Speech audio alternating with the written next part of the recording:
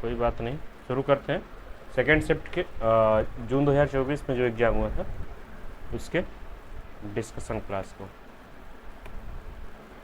तो सबसे पहले डीआई को अगर ध्यान से देखा जाए तो कोई बता सकता है कि इसमें क्या क्या जो इन्फॉर्मेशन दिया गया है। पीपीटी विजुअल है ना?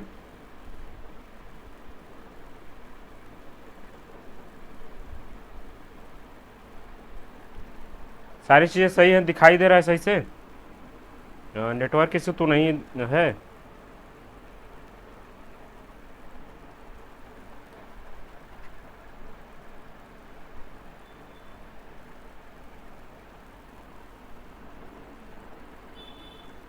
आवाज़ जा रही है? सोनाली गार्गी, मधुस्मिता, अश्विन।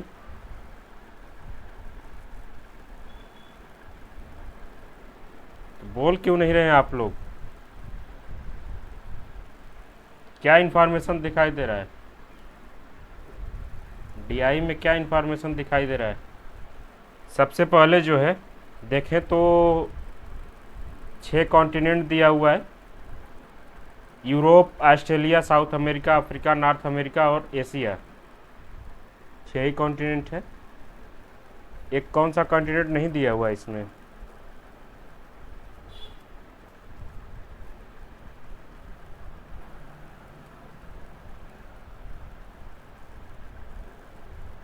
ओ, वहाँ तो पॉपुलेशन ही नहीं है, ठीक है।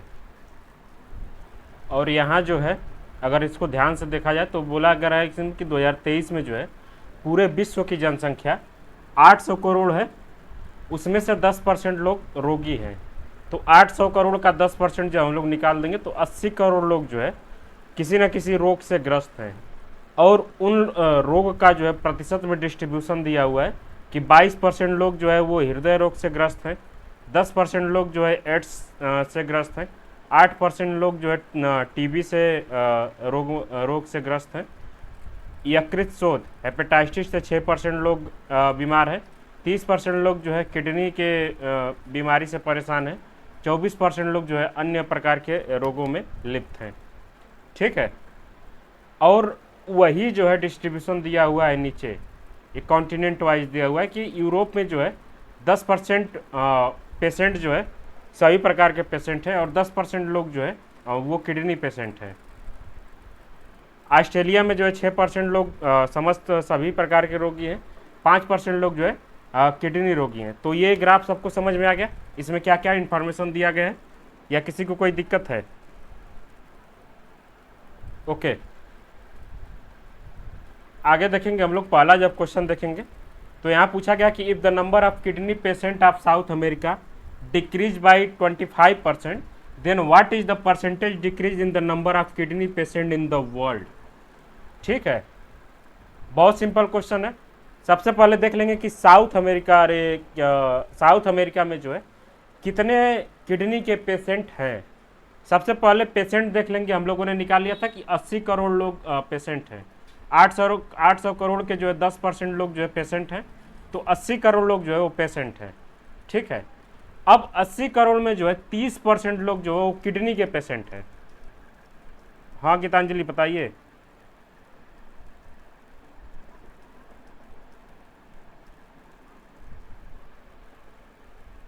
ओके, ग्राफ में जो है हम लोग देख रहे थे कौन कौन सी इन्फॉर्मेशन दिया हुआ है। तो सबसे पहले यहाँ जो ऊपर हम लोग जब पढ़ेंगे तो यहाँ दिया हुआ है कि टोटल वर्ल्ड की जो पॉपुलेशन है वो 800 करोड़ है 2023 में, और उसमें से 10% लोग जो किसी न किसी रोग से ग्रस्त हैं, रोगी हैं, पेशेंट हैं, ठीक है। पहला जो इसमें टेबल दिया हुआ है उसमें ये दिया हुआ है कि कौन से रोग से जो है कितने परसेंट लोग बीमार हैं।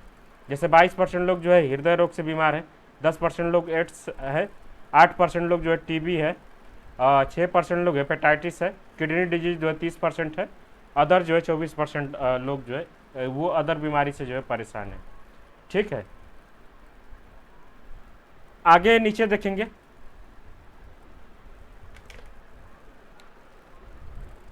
एक मिनट।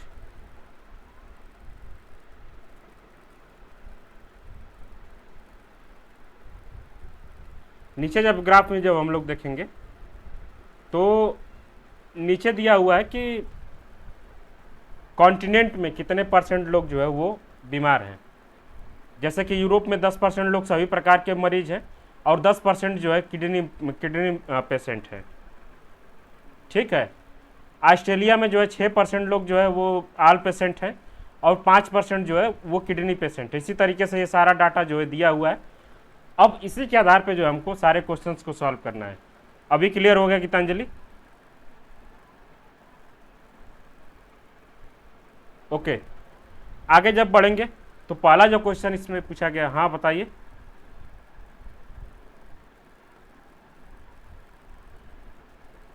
ओके, पहला जो क्वेश्चन पूछा गया है इसमें पूछा गया है कि यदि दक्षिण अमेरिका में जो किडनी पेशेंट हैं उनके नंबर में जो है 25% की कमी आती है, 25% अगर वो डिक्रीज करते हैं तो पूरे वर्ल्ड में जो है कितने परसेंट जो है वो किडनी पेशेंट के नंबर में जो है वो डिक्रीजमेंट हम लोग को देखने को मिलेगी। तो ये बहुत सिंपल है। सबसे पहले हम देख लेंगे कितने रोगी जो है पूरे वर्ल्ड में है। तो पूरे वर्ल्ड में कितने रोगी हैं, 800 का 10% जब निकालेंगे तो हमें मिल जाएगा 80 करोड़ लोग जो है वो किसी न किसी बीमारी से जो है परेशान है। अब यहाँ टेबल 1 को जो हम लोग थोड़ा सा देखेंगे, टेबल 1 में दिया है कि 30% लोग जो है किडनी पेशेंट हैं, 30% लोग जो है किडनी पेशेंट हैं। तो 80 करोड़ का 30% हम लोग निकाल देंगे, यानी कि 24 करोड़ लोग जो है वो हमारे किडनी पेशेंट हैं। ठीक है। अब 24 करोड़ में जो है देखें अगर दक्षिण अमेरिका में 25% की कमी आती है। सबसे पहले देखेंगे कि दक्षिण अमेरिका में कितने लोग जो है वो हैं। दक्षिण अमेरिका अगर देखें तो इसमें 40% जो है किडनी पेशेंट है, 40% जो है किडनी पेशेंट है, यानी कि 24 करोड़ पूरे वर्ल्ड में है और 40% जो है केवल दक्षिण अमेरिका में। तो 40% देख लेंगे कि इसका कितना होगा 40%। जब 40% इसका हम लोग निकालेंगे तो हमें जो नंबर मिलेगा वो लगभग हमारा आएगा 9.6 करोड़। ठीक है, 9.6 करोड़। इतना क्लियर हुआ सबको? बताइए। ओके, अब 9.6 करोड़ लोग जो है टोटल पेशेंट हैं हमारे साउथ अमेरिका में। अब बोल रहा है कि इनकी संख्या में जो है 25% की कमी आती है, 25% की कमी आती है। तो कमी वाला जब हम लोग पढ़ रहे थे तो कमी निकालने के लिए मैं फार्मूला बताया था कि 25% की कमी करने के बाद टोटल जितने किडनी पेशेंट होंगे उनकी संख्या अगर हमें निकालनी होगी तो 100 में से जितना कमी हो रहा है उसको माइनस कर देंगे, अपॉन 100 कर देंगे और इसको जो हम लोग सॉल्व करेंगे तो हमारी वैल्यू जो आएगी वो 7.2 करोड़ आएगी।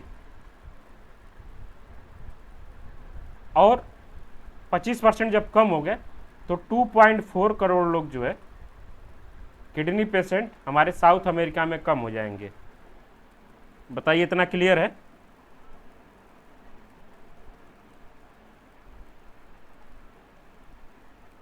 क्लियर है इतना?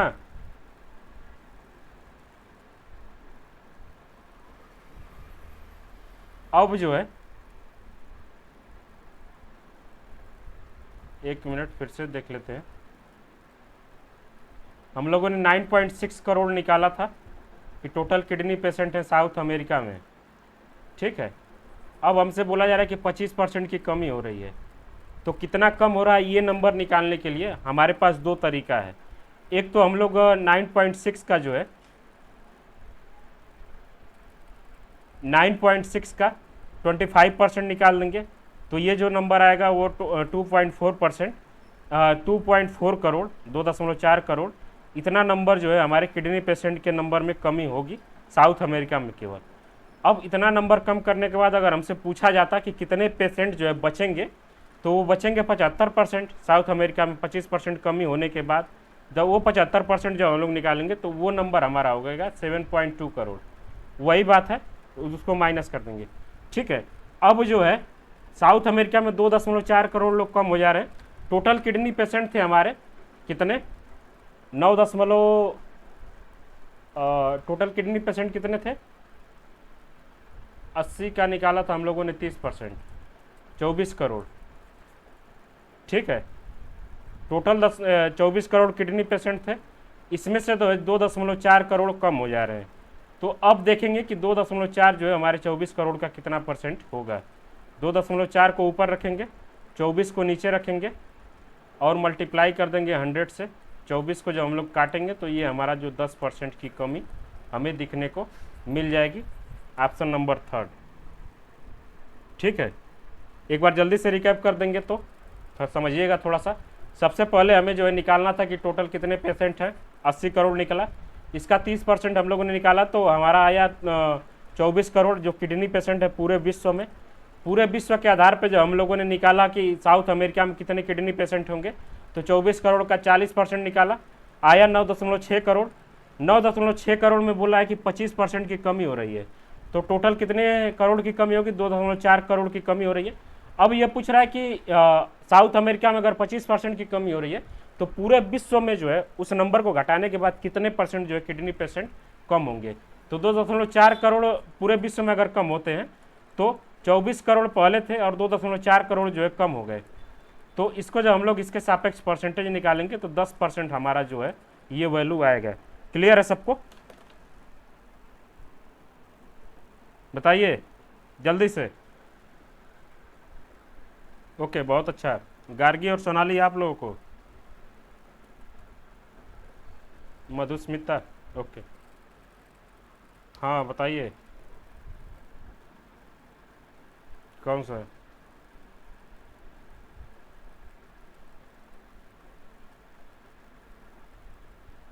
हम्म,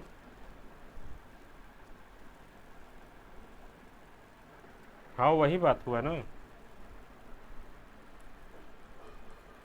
10% की कमी होगी तो 24%, 24 करोड़ का 10% निकालेंगे तो भी जो है 2.4 करोड़ आएगा।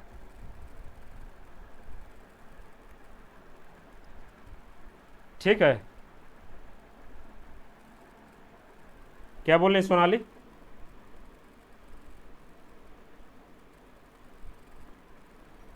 ओके, आगे बढ़ेंगे।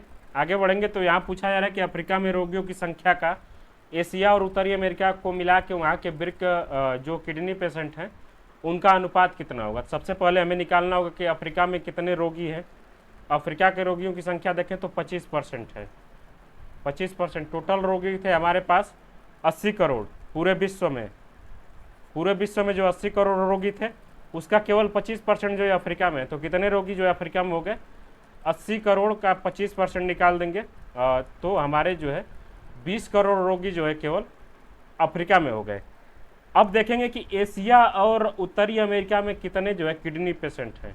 तो टोटल किडनी पेशेंट हम लोग निकाले थे पूरे विश्व में 24 करोड़, और एशिया और उत्तरी अमेरिका का अगर देखें किडनी पेशेंटों की संख्या तो वो 20% जो है एशिया में है और 15% जो है हमारे नॉर्थ अमेरिका में है।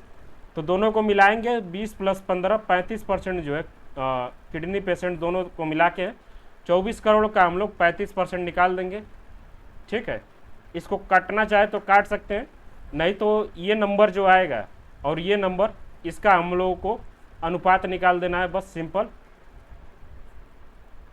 100 को ऊपर भेज देंगे, 20 को मल्टीप्लाई करेंगे 100 से, 24 × 35, इसको जब हम लोग काटेंगे तो हमारा जो है आएगा, ये हो जाएगा 12 और ये हो जाएगा 10, 5 से इसको काटेंगे ये हो जाएगा 2, ये हो जाएगा 7, फिर 2 से इसको काटेंगे 6, इसको काटेंगे 50, ये 3, 50/21।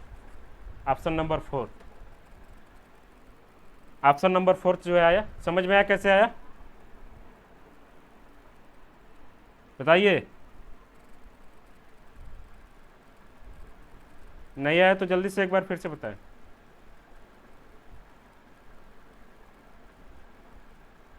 हम्म,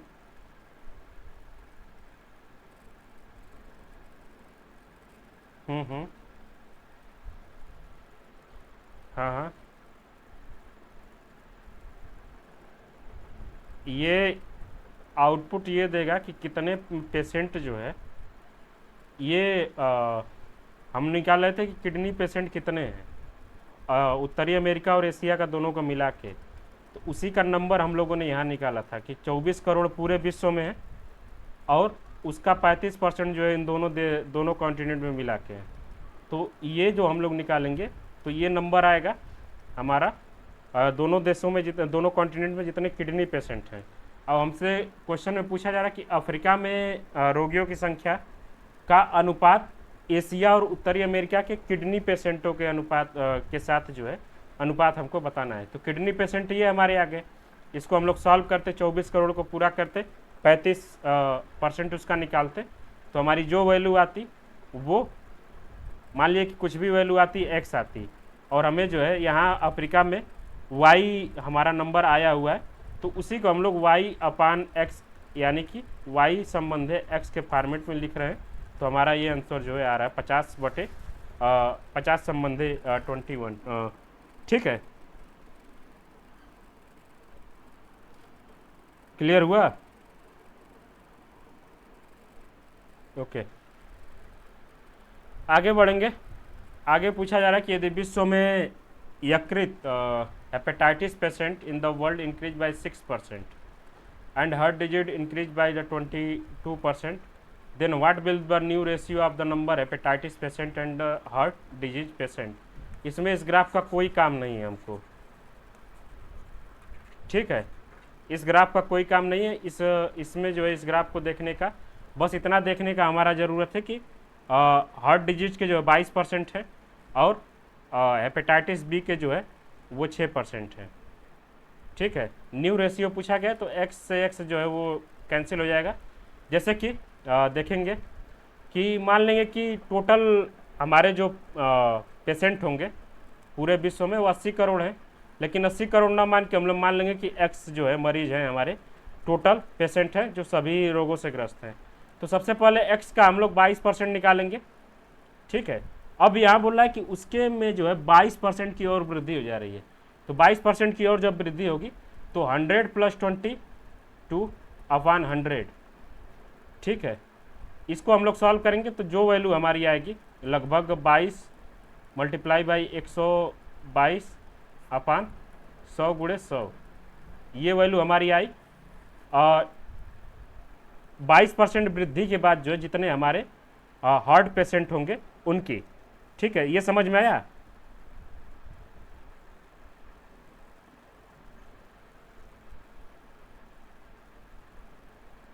हाँ हाँ, कुछ भी हम लोग कोई भी नंबर लेंगे तो वो इजीली जो है डिवाइड होगा। एक्स की वैल्यू हमको फाइंड ही नहीं करनी है, उसको जब हम लोग अनुपात में रखेंगे तो एक्स से एक्स जो डिवाइड वो कैंसिल हो जाएगा। हाँ,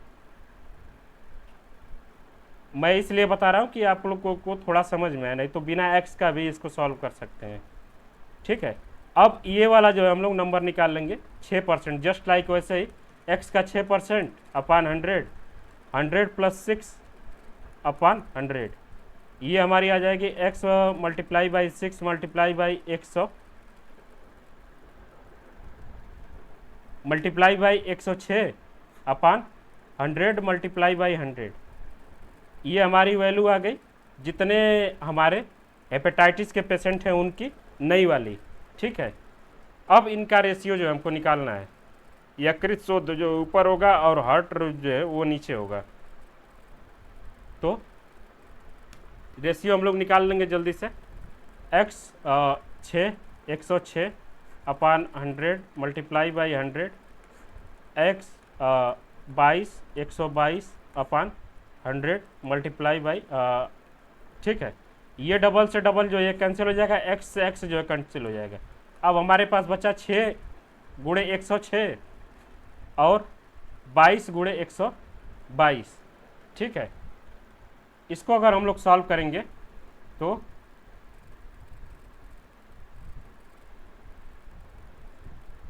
ये हो जाएगा 53, ये हो जाएगा 11, ये हो जाएगा 3, ये हो जाएगा हमारा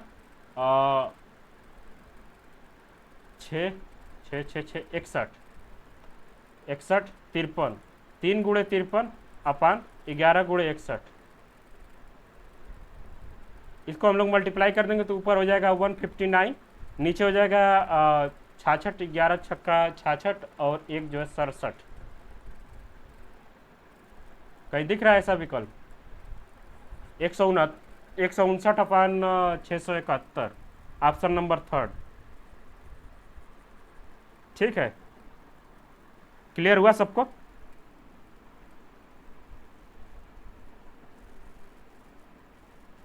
बताइए जल्दी से। नहीं हुआ तो एक बार फिर से बताएं।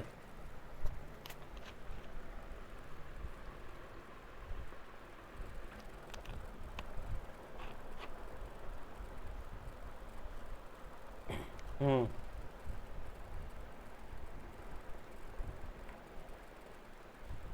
यकृत शोथ रोगियों की संख्या और हृदय रोगियों की संख्या, number of new ratio of number of hepatitis patient to the number of heart disease, तो जिसके सापेक्ष बोला जाता है वो नीचे होता है।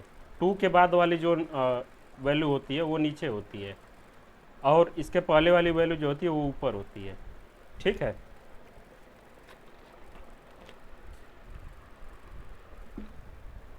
आगे बढ़ेंगे हम लोग चौथे नंबर पे।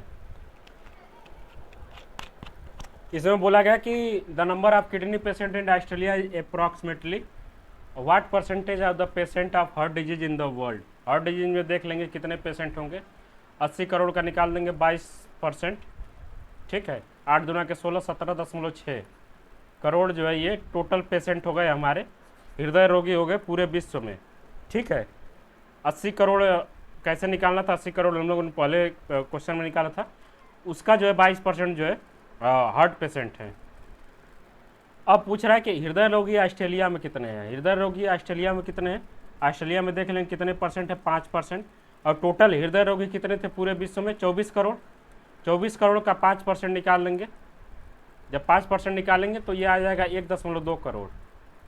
ठीक है, 24 करोड़ का 5% निकालेंगे तो अब देख लेंगे 1.2 जो है 17.6 का कितना परसेंट है, यही क्वेश्चन जो है पूछा गया है। 1 इससे जो है कैंसिल हो जाएगा, और अगर देखें तो ये हो जाएगा 1200 और नीचे हो जाएगा 176। 176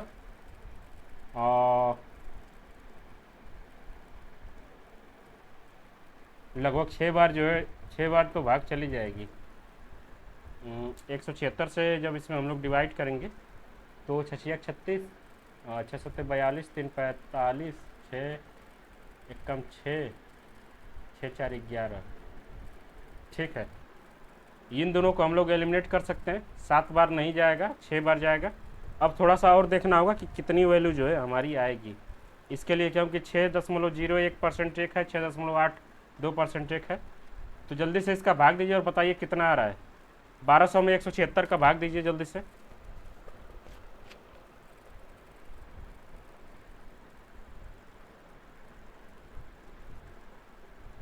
मैंने जब सॉल्व किया था तो मेरा आया था 6.818%। 8 को हम लोग इधर करके 2 लिख सकते हैं।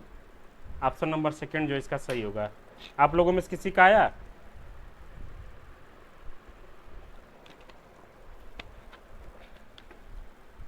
ओके, दे लीजिएगा। 1200 में 176 का भाग जब देंगे तो हमारा जो है यही आंसर आएगा।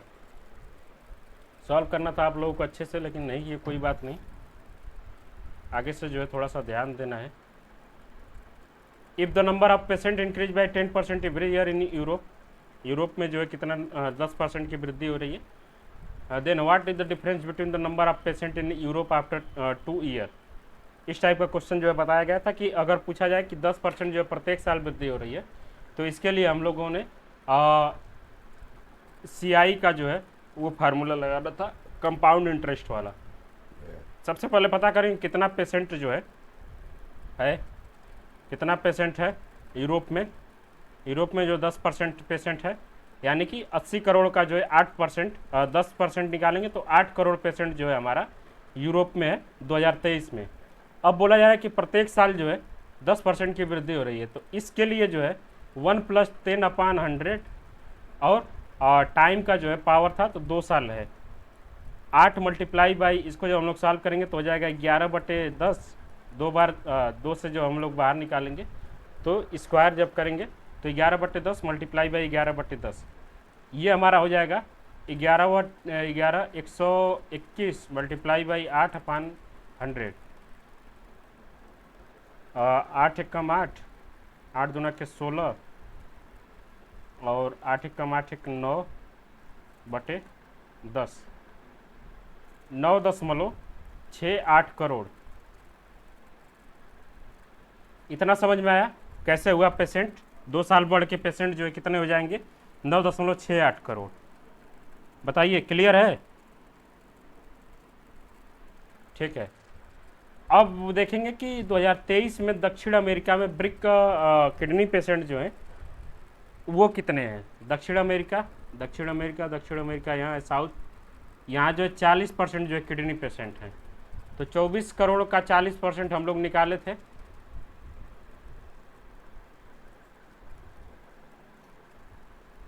कितना आया था?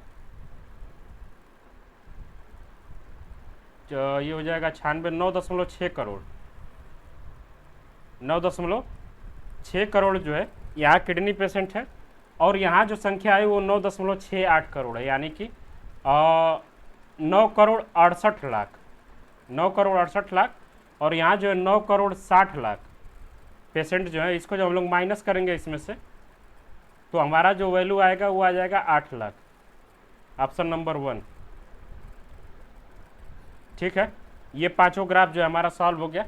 पहले का अगर आंसर देखें, पहले का आंसर आया था हमारा 10%, दूसरे का आंसर आया था 50 संबंधित 21, तीसरे का आंसर आया था 159.671, चौथे का आंसर आया था 6.82%, पाँचवें का आंसर आया था 8 लाख। जिन लोगों ने इनको नहीं सॉल्व किया था, सभी लोगों ने नहीं किया था, तो इसको जो है थोड़ा सा अब जो है सॉल्व करिएगा अच्छे से एक बार, और देखिएगा कि आंसर वही आ रहा है जो बताया गया है या कुछ और आ रहा है। बहुत अच्छे से डिटेल डिस्कशन करने के बाद जो है मुझे लगभग 25 मिनट का समय लगा है इसको सॉल्व करने में, आप लोगों को बहुत बार अच्छे से बताने के बाद, तो आधे घंटे में जो है ये ग्राफ बहुत अच्छे से वहाँ बन सकता था। आगे बढ़ेंगे, आगे बढ़ेंगे तो यहाँ जो है मैच द फॉलोइंग क्वेश्चन है। ये क्वेश्चन जो है बहुत ही सिंपल है और हायर एजुकेशन का क्वेश्चन है, इसको मिलाना है। तो इसमें अगर बी वाले को अगर हम लोग मिलाते हैं, हिंदू कॉलेज की स्थापना जो है राजा राम मोहन राय ने की थी, जिसको हम लोग 2009 में प्रेसिडेंसी यूनिवर्सिटी घोषित किए, और इसको जो है कभी तो प्रेसिडेंसी कॉलेज जो है बनाया गया था, 1820 में शायद प्रेसिडेंसी कॉलेज बनाया गया था, और 2009 में जो है इसको प्रेसिडेंसी यूनिवर्सिटी घोषित की गई थी। तो बी का जो है थर्ड केवल एक में था, सेकेंड ऑप्शन जो है वो हमारा सही हो जाता। ठीक है, इसी के सहारे जो है और सारे आंसर को देख लेंगे। ए का second, Poona college of Hindu learning की स्थापना जो है एम एल्फिस्टन ने की थी। एल्फिस्टन मिनट हम लोगों ने पढ़ा था हायर एजुकेशन में बहुत अच्छे से। Hindu college Raja Ram Mohan Roy. Bishop college of Shivpur, bishop college of church of England ने इसकी स्थापना करवाई थी। स्कॉटिक मिशनरी कोलकाता, एलेक्जेंडर डफ ने जो है इसकी स्थापना की थी। स्कॉटिक मिशनरी की स्थापना जो है वो एलेक्जेंडर डफ ने की थी। आगे बढ़ेंगे, ये है कि arrange the following section of research dissertation in the correct sequence. Dissertation जब हम लोग थीसिस लिखते हैं तो उसके करंट सीक्वेंस में जो है इसको करेक्ट सीक्वेंस में लिखना है। तो सबसे पहले इसमें देखें तो इन चारों में से सबसे पहले आता है एक्नॉलेजमेंट। एक्नॉलेजमेंट से पहले भी एक चीज़ आती है जिसको हम लोग सर्टिफिकेट बोलते हैं। ठीक है, एक्नॉलेजमेंट सबसे पहले आता है, उसके बाद आएगा लिटरेचर रिव्यू, लिटरेचर रिव्यू के बाद आएगा रिसर्च मेथड, रिसर्च मेथड के बाद जो आएगा हमारा डिस्कशन, यानी कि ऑप्शन नंबर 4 जो है इसका बिल्कुल सही था। ठीक है, ये थीसिस राइटिंग में भी जो हम लोग थीसिस बाइंडिंग करवाते हैं तो उसमें भी इसको देखा जा सकता है। 8वें क्वेश्चन का अगर देखें, which of the following refer the sampling approach in the structure of generation where by a sampled individual in the observed a set of period of time. इसमें बोला जा रहा है कि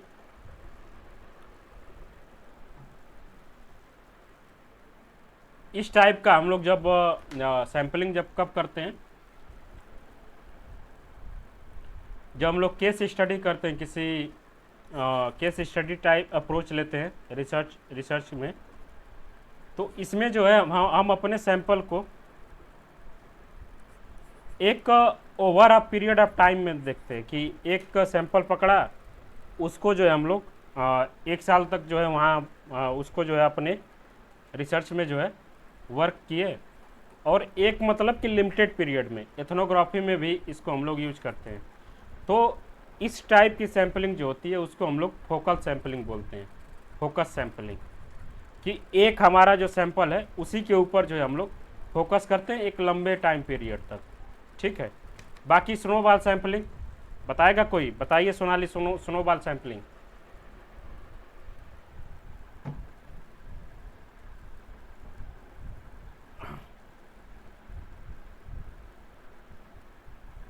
आवाज़ जा रही है ना?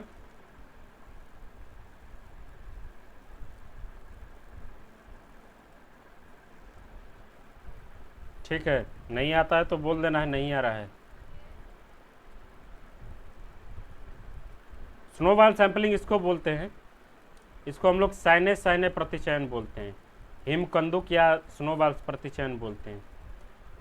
इसमें क्या होता है कि हम अपने एक सैंपल को जो है अपने रिसर्च में जो है इन्वॉल्व करते हैं, और वो सैंपल जो अपने टाइप का सैंपल हमारे पास जो है वो पहुंचाता है। जैसे कि एग्जांपल अगर मैं दूं कि मान लीजिए कि हमको किसी एक ट्राइबल सोसाइटी पे हमको रिसर्च करना है, और हमें जो है नहीं पता है कि इस ट्राइबल सोसाइटी के हमें सैंपल कहाँ मिलेंगे, इस ट्राइबल सोसाइटी के हमें लोग कहाँ मिलेंगे। तो मैं जो है सबसे पहले एक व्यक्ति को खोजूंगा जो इस ट्राइबल सोसाइटी से बिलोंग करता होगा। ठीक है, उस ट्राइबल सोसाइटी में उस व्यक्ति को जब मैं पकड़ूंगा, अब उससे बोलूँगा कि भाई मुझे जो है अपने जैसे और लोगों से मिलवाओ, तो ये जो है आपके सैम्पलिंग को जो है आगे बढ़ाएगा। तो इस टाइप की सैम्पलिंग को हम लोग स्नोबॉल सैम्पलिंग बोलते हैं। इसको मैं मार्केटिंग वाली सैम्पलिंग भी बोलते हैं, कि मैंने 3 जोड़ा, तुम 3 जोड़ो, तुम 3 जोड़ो, ऐसे जो है सैम्पलिंग जब की जाती है तो इस टाइप की सैम्पलिंग को हम लोग स्नोबॉल सैम्पलिंग बोलते हैं। ठीक है, परपोजिव सैम्पलिंग का मतलब होता है कि एक पर्टिकुलर उद्देश्य से, हमारे पास एक पर्टिकुलर उद्देश्य जब होता है कि हमें जो है केवल एजुकेट पीपुल ही चाहिए अपने सैंपल में, या किसी भी उद्देश्य से कि हमें जो है केवल 18 से नीचे वाले सैंपल जो है वो चाहिए, 18 साल से नीचे वाले सैंपल हमें चाहिए, या 18 साल से ऊपर वाले सैंपल चाहिए। किसी भी एक पर्टिकुलर उद्देश्य से जब हम अपने सैंपलिंग को करते हैं तो उसे हम लोग परपोजिव सैंपलिंग बोलते हैं। क्लस्टर सैंपलिंग क्या होता है कि अपने पूरे पॉपुलेशन को हम लोग छोटे छोटे समूह में जो है डिवाइड कर देते हैं। जैसे कि मान लीजिए कि 100 लोगों का पूरा ग्रुप था, इसमें से हमको सैंपल चूज करना है, तो मैं क्या करूँगा, 5-5 का जो है 20 ग्रुप जो है वो डिवाइड कर दूंगा, 5-5 का 20 ग्रुप जो है वो बना दूंगा। अब वो क्या करूँगा, क्लस्टर सैंपलिंग का मतलब है कि एक ग्रुप को ही मैं एज ए सैंपल सेलेक्ट कर लूँगा। तो जब मैं एज ए सैंपल सेलेक्ट करूँगा तो उस ग्रुप में जितने लोग होंगे वो हमारे सैंपल वर्क में जो है वो शामिल हो जाएंगे। तो ये होता है क्लस्टर सैंपलिंग। ठीक है, समझ में आया चारों?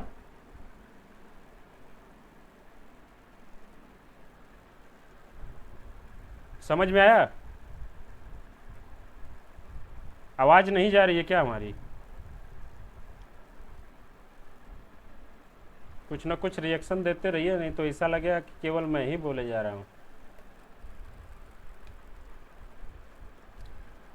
स्वयं के बारे में बताना है कि स्वयं जो कोर्सेज वो कराता है उसमें कौन कौन सी क्वालिटी जो हम लोगों को देखने को मिलती है। तो इसमें हमको केवल एक चीज़ को एलिमिनेट करना था, ये ई वाला जो ऑप्शन था कि face to face interaction among the learner, ये कभी नहीं होता है। स्वयं जो होता है वो ऑनलाइन प्लेटफॉर्म है।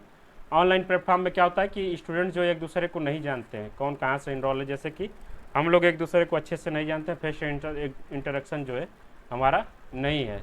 तो इस ऑप्शन को एलिमिनेट करते ई को, तो सारे ऑप्शन एलिमिनेट हो जाते हैं, ऑप्शन नंबर सेकंड जो है हमारा केवल सही हो जाता है।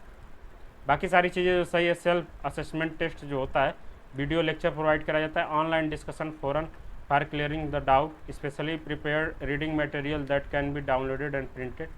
ये जो है सारी क्वालिटी हमारे स्वयं में जो है मिलती है। अब यहाँ जो है 11th में हमको कुछ खतरे के बारे में बताना है कि जब हम कोई रिसर्च करते हैं तो हमारे इंटरनल वैलिडिटी को कौन कौन से थ्रेट्स जो है वो प्रभावित कर सकते हैं और उनका जो है डिफिनीसन क्या क्या है। तो मैचुरेशन थ्रेट, परिपक्वम खतरा तब होता है कि जब रिसर्च, मान लीजिए कि मैं कोई रिसर्च कर रहा हूँ और इसमें मैंने 20 लोगों का सैंपल लिया हुआ है, और ये लोग जो है रिसर्च मेरा थोड़ा सा लंबा चला गया, 2 साल, मतलब कि 1 साल या 2 साल या मैक्सिमम जो है मान लीजिए कितना भी समय चला गया, बीच में जो है ये मेरे रिसर्च से ऊब गए, मेरे क्वेश्चन पूछने से ऊब गए, मेरे काम करने के तरीके से ऊब गए, और ये जो है बीच में ही रिसर्च को जो है मेच्योर स्टेट में ही छोड़ के चले गए। तो इस टाइप के खतरे को हम लोग मेच्योरेशन थ्रेट बोलते हैं, परिपक्वम खतरा। तो ए का जो है हमारा थर्ड होगा, ऊब, थकान आदि मनोवैज्ञानिक परिवर्तन के फलस्वरूप प्रतिभागी में हुए अल्पकालिक और दीर्घकालिक बदलावों के कारण होता है। ए का थर्ड केवल सेकेंड में है, ठीक है। अब देख लेंगे हिस्ट्री थ्रेट। ये जो है हमारे रिसर्च में एक बायसनेस का काम करता है, और ये आउटसाइडर वैलिडिटी होता है, और वैलिडिटी, इंटरनल वैलिडिटी को परिवर्तित करने वाला आउटसाइडर होता है। तो हिस्ट्री थ्रेट का मतलब है कि हाँ, ये सेकेंड वाला जब देखेंगे, सी का second, when some events outside the research product affect participant systematically, तो ये जो है इसे हम लोग हिस्ट्री थ्रेट्स बोलते हैं। टेस्टिंग थ्रेट्स कब होता है? जब हम पूर्व में परीक्षण हो चुके होने के प्रकार के रूप में प्रतिभागियों के व्यवहार में परिवर्तित होता है। जैसे कि मैंने वैलिडिटी चेक करने के लिए अपने रिसर्च में जो भी चीज़ें हुई है, मैं कोई टेस्ट लेता हूँ अपने प्रतिभागियों का, जो भी लोग हमारे रिसर्च में इन्वॉल्व होते हैं। तो मैंने पहले जब टेस्ट लिया था तो उसका रिजल्ट कुछ और था, उनका रिजल्ट जो है कुछ और था, और उसके बाद कुछ समय बाद जब मैं टेस्ट लेता हूँ तो उसका रिजल्ट जो है वो हमारा कुछ और आ जाता है। तो इसे हम लोग टेस्टिंग थ्रेट्स बोलते हैं, कि परीक्षण करने के कारण जो है उनके बिहेवियर में जो है परिवर्तन हम लोग को जब देखने को मिलता है, तो इस चीज़ को हम लोग ये परीक्षण थ्रेट्स बोलते हैं, टेस्टिंग थ्रेट्स। ओके। एट्रिएशन थ्रेट्स, क्षयण खतरा जिसको बोलते हैं, वो है कि जब प्रतिभागी अध्ययन के बीच में छोड़ देता है और चलते चलते प्रतिदर्श की प्रकृति में बदलाव हो जाता है, तो इसे हम लोग ये बोलते हैं। ऑप्शन नंबर सेकंड जो इसका सही था, ठीक है। क्लियर? इस वाले क्वेश्चन में थोड़ा सा पहले भी हम लोगों को डाउट था। मैंने आपको बताया था कि 3 प्रपोजिशन होते हैं और 5 टर्म होते हैं हमारे न्याय सिलोजिज्म में, ठीक है। लेकिन कई जगह ऐसा है जहाँ पे ये दिया हुआ है कि 5 प्रपोजिशन होते हैं और 5 सिलोजिज्म, अरे 5 टर्म होते हैं हमारे न्याय सिलोजिज्म में। तो अगर 5-5 वाला बात सही होता है तो हमारे बी और डी सही हो जाएंगे, ऑप्शन नंबर 1। और अगर 3 और 5 वाली बात सही होती है तो हमारे ए एंड सी सही हो जाते हैं, ऑप्शन नंबर 4। तो ये दोनों ध्यान रखेंगे। वैसे जो है मोस्टली जगह पे अगर हम लोग देखें, जितने भी टीचर यूट्यूब पे है या जितने भी बुक लिखे गए हैं, उसमें दिया गया है 5 प्रोपोजिशन और 5 टर्म। जो 5 प्रोपोजिशन में हम लोगों ने कल बताया था, प्रतिज्ञा, हेतु, उदाहरण, उपनय और निगमन, वही जो हमारे 5 प्रोपोजिशन में भी होते हैं और 5 टर्म वही होते हैं। तो बी एंड डी जो है इसका चांस है कि अधिक सही हो, लेकिन हो सकता है कि इसका आंसर जो है एनटीए के द्वारा जब फाइनल आंसर की जारी किया जाता तो वो जो है 4th को भी बताया जा सकता था। 5 प्रपोजिशन और 3 प्रपोजिशन और 5 टर्म, ए और सॉरी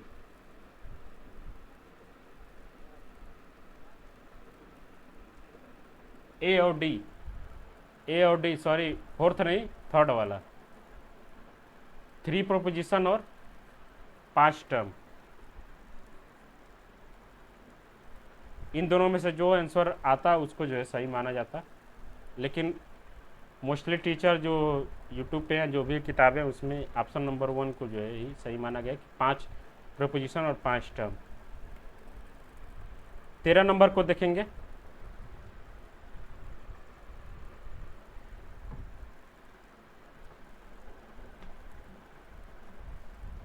ये भी जो है हमारे लॉजिकल रीजनिंग से ही क्वेश्चन है।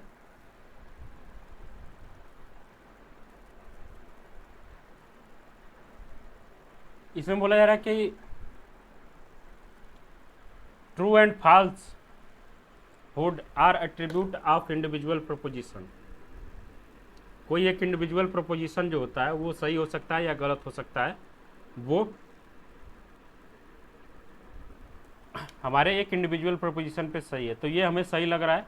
Validity can never apply to any single proposition by itself, ये जो है गलत है। वैलिडिटी जो है हमारी एक प्रोपोजिशन पे भी अप्लाई हो सकती है। In a valid argument all of its premises has been true, ये जो है सही बात है। डी जो है a valid deductive argument can not have all true premise and false conclusion, ये भी जो है बात सही है। तो इस हिसाब से ऑप्शन नंबर थर्ड जो है इसका सही होना चाहिए, ए सी डी। ठीक है,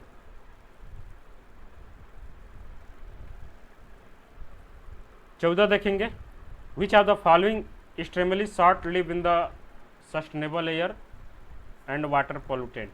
सबको पता होना चाहिए इसमें जो स्मॉग होता है, स्मॉग जो हमारा होता है धुंध कोहरा जिसको हम बोलते हैं, इससे पहले वाले में भी क्वेश्चन आया था कि स्मॉग कैसे क्रिएट होता है, धुंध कोहरा। तो हम लोगों ने पढ़ा था कि VOC, NO2 और सनलाइट, इन तीनों से मिल के हमारा स्मॉग कोहरा जो है बनता है। और ये एक पर्टिकुलर कुछ समय के लिए ही बनता है, 1 घंटे 2 घंटे, 1 दिन 2 दिन 3 दिन के अंदर जो है ये क्लियर हो जाता है। तो ऑप्शन नंबर 1 जो होता है वो सबसे कम समय के लिए होता है और अनसस्टेनेबल होता है एयर और वाटर पॉल्यूटेंट के रूप में। ये जो है मैथ का क्वेश्चन है कि a sum of 50 is divided among ABC। 50 की किसी राशि को ABC में इस प्रकार डिवाइड किया जाता है कि A को B से 5 कम पाता है और B C से जो है 10 कम पाता है। तो मान लेंगे कि C जो है वो X पाता है और B क्या पाएगा, X माइनस 10। तो A क्या पाएगा, वो B से 5 कम पाता है तो X माइनस 15। अब इन तीनों को ऐड करके हम लोग x minus 10 plus x minus 15, इन तीनों को ऐड करके 50 के बराबर कर देंगे। तो हमारी जो वैल्यू आएगी 3x इज इक्वल टू 75 हो जाएगा। ये 15 और 10 मिलके 25 हो जाएगा, इधर भेजेंगे तो 25 प्लस 25 50 प्लस 25 हो जाएगा 75। x की वैल्यू जो हमारी आएगी वो 25 आएगी। ठीक है, अब पूछा रहा है कि उनको मिली गई राशियों का क्या अनुपात होगा।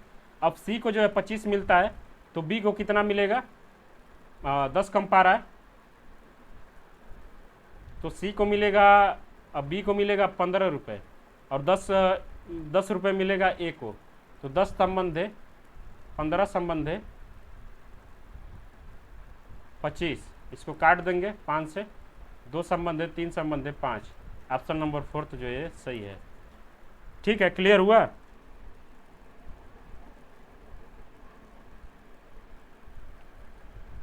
आगे बढ़ेंगे, आगे फिर से वही बाइनरी से हाँ बताइए।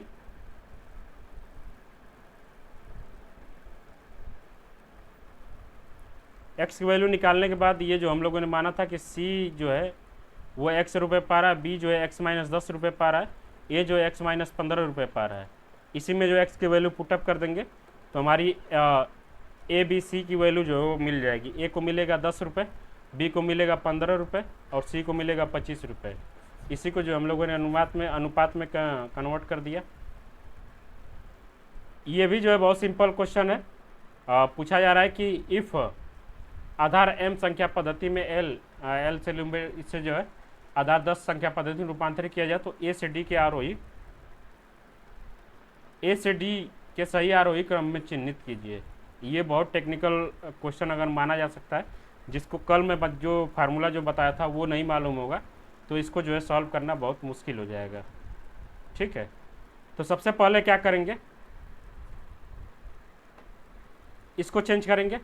चेंज करने के लिए मैंने बताया था B की वैल्यू बताइए कितना होता है। हेक्साडेसिमल नंबर सिस्टम में B की वैल्यू कितनी होती है, 11।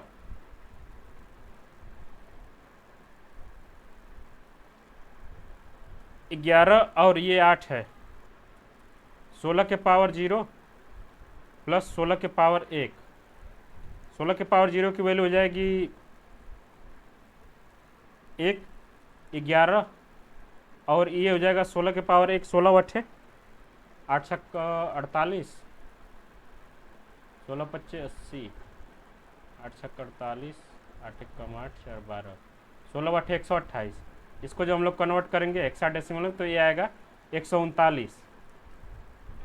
सेम वही फार्मूला है जो बताया गया था आपको इससे पहले, कि किसी भी नंबर सिस्टम से, किसी भी बेस से नंबर, कोई भी बेस हो, तो बेस जो होता है उसके पावर 0, बेस के पावर 1, बेस के पावर 2, बेस के पावर 3, डॉट डॉट कहाँ तक, इनफाइनाइट तक ये जा सकता है। ठीक है, इसके नीचे जो नंबर यहाँ दिया गया है उसको हम लोग पुटअप कर देते हैं, उससे जो है मल्टीप्लाई करके उन दोनों को जो है ऐड कर देते हैं, तो हमारा जो है वो नंबर सिस्टम में कन्वर्ट हो जाता है। अब यहाँ जो है हमारा आया 139 आया था ना, 218 को जो हम लोग चेंज करेंगे 212 को, ये है 8, तो 8 के पावर 0, 8 के पावर 1, 8 के पावर 2, 2 1 2, ये हो जाएगा हमारा 2, ये हो जाएगा 8, और ये हो जाएगा 8 64, 8 64 दुना के 128, 64 दुना के 128, 28 8 36 2 38, 138। अब देख लेंगे कि ए जो है वो बी से छोटा है, और इसको आरोही क्रम में बताना है, यानी कि बी पहले आएगा ए बाद में आएगा, बी पहले आएगा ए बाद में आएगा, बी पहले आएगा ए बाद में आएगा, बी पहले आएगा। ये दोनों को हम लोग एलिमिनेट कर सकते हैं।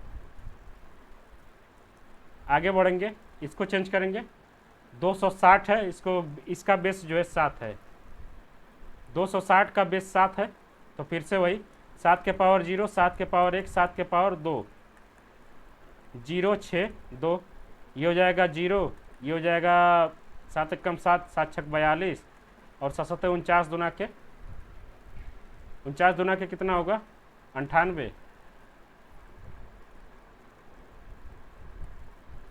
98 और 42, ये हो जाएगा 4,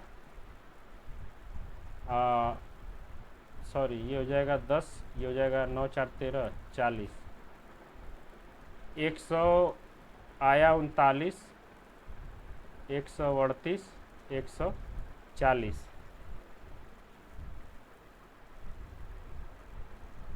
तो हमारा बन रहा है बी ए सी, बी ए सी, बी ए सी तो यही है। इसको भी देख लेंगे, बाइनरी सिस्टम में है, ये सबसे लंबा हमारा जाएगा बाइनरी सिस्टम वाला। कितने नंबर हैं, 1 2 3 4 5 6 7 8, 2 के पावर 0, 2 के पावर 1, 2 के पावर 2, 2 के पावर 3, 2 के पावर 4, 2 के पावर 5, 2 के पावर 6, 2 के पावर 7। ठीक है, अब यहाँ 1 0 1 1 0 0 0 1, तो ये उसी तरह दिख रहा है कि 2 के पावर 7 की वैल्यू कितनी आती है, 2 दुना के 4, दुना के 6, दुना के 8, दुना के 16, 2 दुना के 4, दुना के 8, दुना के 16, 16 दुना के 32, 64, 64, ये 0 0, 2 के पावर 8 3 की वैल्यू जो है 8,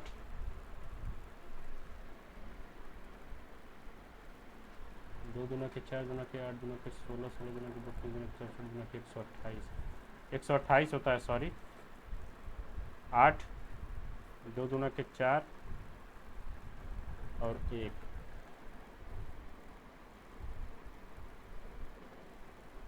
कितनी जगह है, एक छूटा हुआ है ना, ये 8 4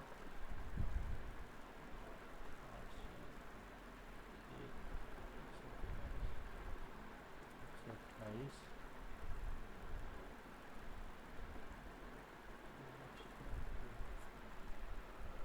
इस हिसाब से हमारा कौन सा आंसर आ रहा है? 136 4 141 से 141 हो गया।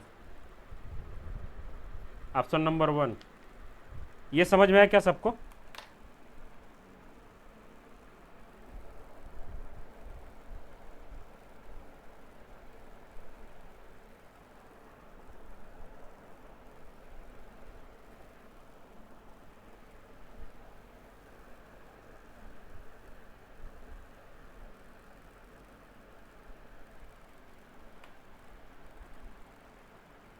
ये वाला जो नंबर दिया है, ये ब्रैकेट में जो नंबर दिया है, उसको हमको उसके नीचे लिखना था ना, जैसे कि 2 के पावर 0, 2 के पावर 1, 2 के पावर 2, 2 के पावर 3, 2 के पावर 4।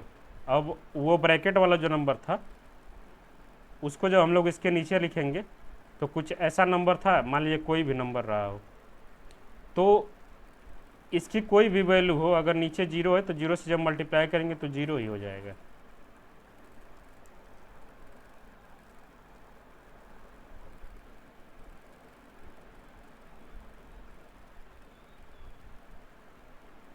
क्या बोली, मैं समझ नहीं पाया। एक बार फिर से इसी को देख लेते हैं। ये टोटल इसमें 8 डिजिट हैं, बाइनरी नंबर में है ये। तो इसको जो हम लोग कन्वर्ट करेंगे डेसिमल में, तो इसको सॉल्व करने का जो तरीका होता है, 2 के पावर 0 प्लस 2 के पावर 1 प्लस 2 के पावर ऐसे कर करके जाएंगे 2 के पावर 7 तक। ठीक है। अब यहाँ जो एक एक को जो हम इसके नीचे लिखेंगे, जस्ट ये 1 जो है, ये 1 यहाँ आएगा, ये 0 जो है दूसरे नंबर पे आएगा, ये 1 जो है तीसरे नंबर पे आएगा, और ये 1 जो है चौथे नंबर पे आएगा, और ये इसके बाद 3 0, और सबसे लास्ट में जो है ये वाला 1 इसके नंबर पे आएगा। तो जिसके नीचे 0 है वो 0 ही हो जाएगा, मल्टीप्लाई होने के बाद ये वैल्यू 0 हो जाएगी। बचे 4 नंबर। ये 2 के पावर 7 की वैल्यू जो होती है 128 हो जाएगी। 2 के पावर यहाँ 3 की वैल्यू जो है वो 8 हो जाएगी। 2 के पावर 2 की वैल्यू जो है वो 4 हो जाएगी, और यहाँ 2 के पावर 0 की वैल्यू जो है 1 होगी, और 1 का जो हम मल्टीप्लाई करेंगे 1 में तो 1 हो जाएगा, यानी कि 141 जो है इसका आंसर होगा। अब हमारा एक आया 138 आया था, एक 139 आया था, और एक जो 140 आया था, एक जो 141 आया था। इसको जो हम लोगों ने सॉल्व किया था तो ये हमारा 139 आया था। इसको जो हम लोगों ने सॉल्व किया तो 138 आया था। इसको जो हम लोगों ने सॉल्व किया तो 140 आया था। इसको जो हम लोगों ने सॉल्व किया तो 141 आया। तो उसी के अकॉर्डिंग जो है बढ़ते हुए क्रम में लिखेंगे तो ऑप्शन नंबर 1 जो है हमारा सही होगा। क्लियर है सबको?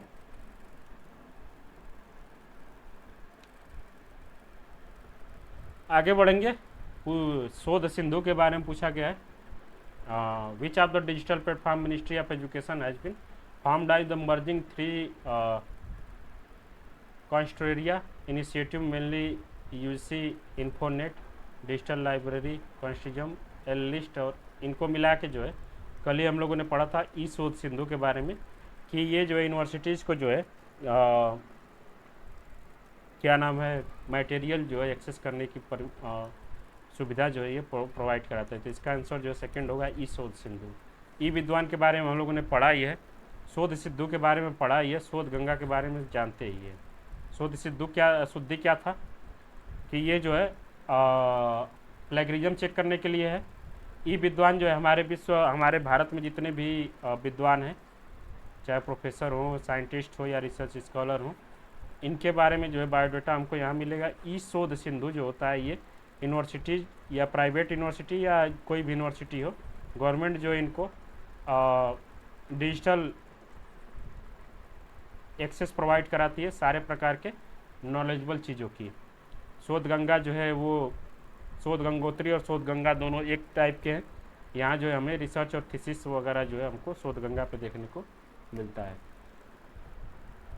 आगे which of the following statement about the computer memories is correct? SSD are known as the volatile memory, गलत है, वो वोलेटाइल नहीं होता, नॉन वोलेटाइल होता है। HDD do not have any moving part, ये भी गलत है। HDD जो होता है वो मूविंग पार्ट होता है, उसको बहुत सारे लोग देखते हैं कि अपना हार्ड डिस्क जो है साथ लेके चलते हैं। उसमें जो है मूविंग पार्ट होता है।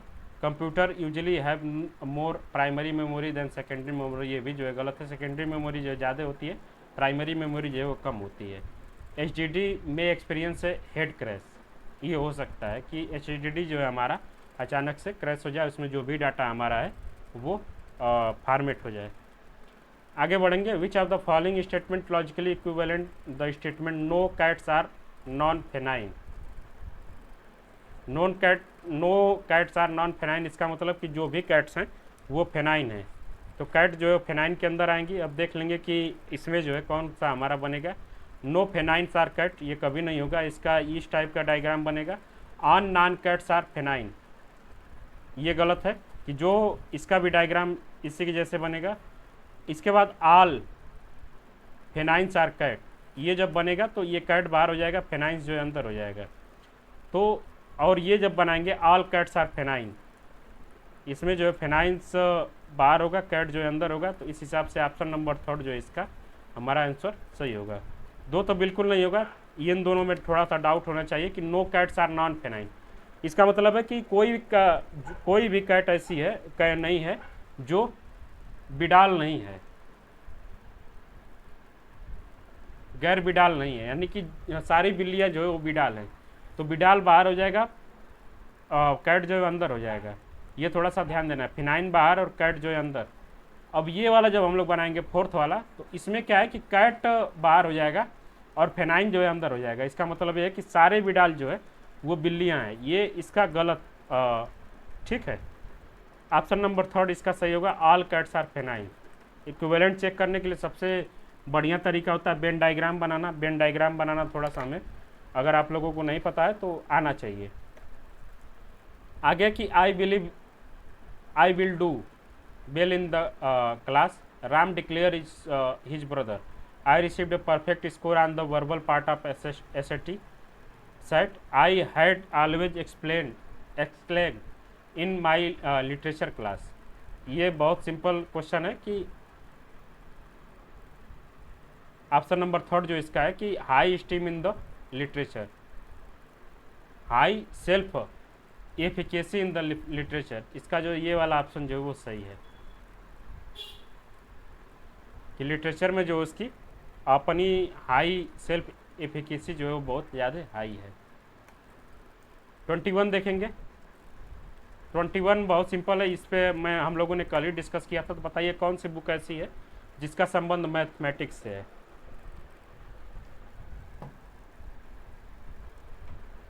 बहुत अच्छा, लीलावती के बारे में कल हम लोगों ने पढ़ा था कि भास्कराचार्य ने इनको लिखा था और इसका संबंध जो है वो मैथमेटिक्स से है। 22 देखेंगे। 22 जब देखेंगे कि which of the following are the national coordinator of Swayam courses. 7 coordinator के बारे में हम लोगों ने पढ़ा था। कोऑर्डिनेटर जो हैं उसमें देखेंगे कौन कौन से जो है कोऑर्डिनेटर इसमें हैं और कौन कौन से नहीं हैं।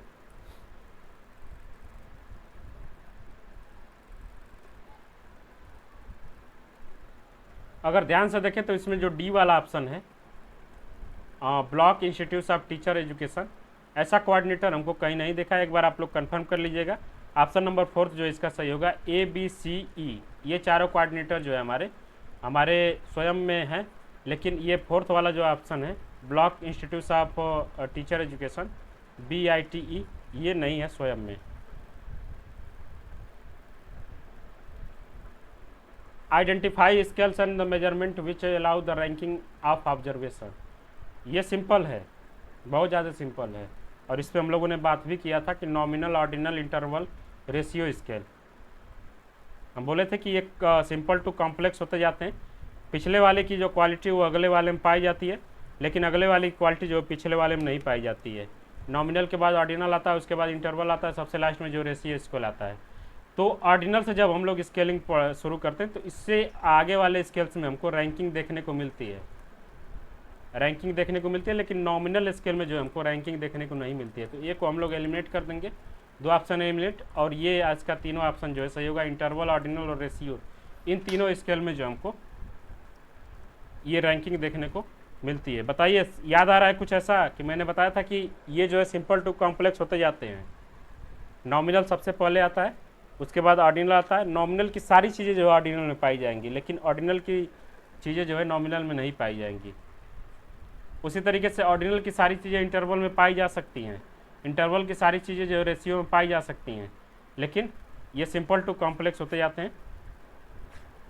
ऑप्शन नंबर सेकंड जो इसका सही होगा। ए को छोड़ के बाकी सारे में जो है रैंकिंग हम लोगों को देखने को मिलती है। कभी मैं दिखाऊंगा इसको स्केल अच्छे से कि कौन कौन से स्केल्स होते हैं। 4 प्रकार के स्केल्स हम लोगों ने पढ़ा था, इसके अलावा 4 और स्केल्स पढ़ा था जिसमें लिंकार्ट स्केल वगैरह जो थे वो भी हम लोग देख लेंगे एक दिन। 24 विच of the following computer device output device only. Output device है, नंबर पैड कभी आउटपुट डिवाइस नहीं होता है, ट्रैक बॉल जो आउटपुट डिवाइस नहीं होता है। ए और सी को हम लोग एलिमिनेट कर देंगे, सी इसमें है, ए इसमें है। ऑप्शन नंबर बी और डी जो है वो सही होगा। सीआरटी मॉनिटर जो होता है, सीआरटी मॉनिटर हम लोगों ने पढ़ा था कैथोड रे ट्यूब मॉनिटर, उसको हम लोग सीआरटी मॉनिटर बोलते हैं। जो पहले वाला जो मॉनिटर आता था इस टाइप का, जो ऐसा बक्सा होता था मॉनिटर वाला, वो होता था सीआरटी मॉनिटर। तो वो जो एक प्रकार का आउटपुट डिवाइस है, और प्लॉटर जो होता है वो भी आउटपुट डिवाइस है। बी एंड डी इसका सही ऑप्शन होगा। 25 around 1945 who develop the idea of store program computer. ये थोड़ा सा टेक्निकल था, लेकिन अगर ध्यान हम लोग लगाते तो ये सही हो जाता। देखिए टीन बर्नर-ली कभी नहीं होंगे, क्योंकि इन्होंने किसकी स्थापना की थी, किसकी खोज की थी, WWW की। चार्ल्स बेबेज ने 1800 लेट 19th सेंचुरी में जो है कंप्यूटर की खोज की थी, जिसको हम लोग संगणक बोलते हैं। इसमें जो सही ऑप्शन होगा ऑप्शन नंबर 4 होगा। जॉन वेन न्यूमैन थे जो थे, न्यूमैन, इन्होंने एक ऐसा चीज़ बनाया था, idea of store program computer, कि कंप्यूटर में सबसे पहले जो है प्रोग्राम को स्टोर करने वाला जो आइडिया था वो जॉन वन न्यूमैन का था। जो हम लोग हार्ड डिस्क और SSD रैम वगैरह जो यूज करते हैं, अपने प्रोग्राम को स्टोर करते हैं, सारे डाटा को स्टोर करते हैं, उसकी जो पहली खोज जब किन्होंने की थी, जॉन वन न्यूमैन ने 1945 में। इसके बारे में थोड़ा सा और डिटेल में अगर हम लोग जाएंगे,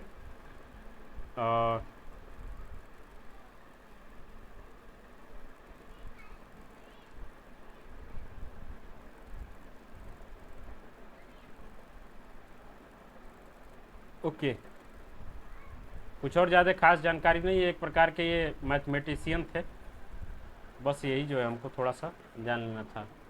26 देखेंगे। A culture which not touched by communication of alphabetic writing is known as the culture.